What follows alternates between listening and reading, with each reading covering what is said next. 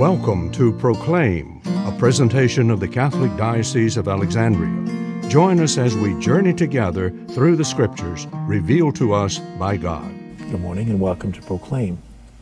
As a result of the disciples urging Jesus to dismiss the crowd since it's getting late in the day and they need to return to their homes, we don't know how far they came, but certainly they would have come on foot, and the journey home would have been difficult as nightfall came.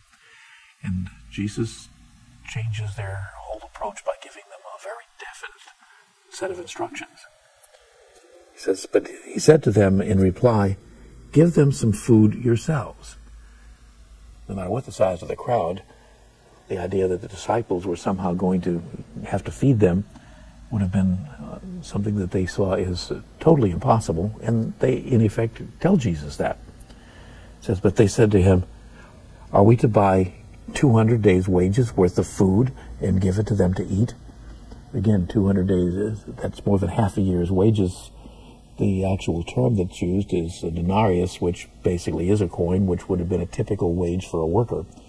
And these were not generally wealthy people, even though we do have some indication that perhaps those who had a fishing business, like Peter and Andrew, James and John, were not poverty-stricken. But nevertheless, to be able to feed a crowd, and the other question there is, where would they have gotten the food, even if they had the money? There were no such things as Walmarts and superstores. That basically the most they could have hoped for were small stands in local villages, and we don't know what villages were near there, but certainly there were not large population centers that we would tend to be accustomed to. So even the aspect of getting food for that many people would have been mystifying to the disciples. This program was brought to you by Kramer Funeral Home,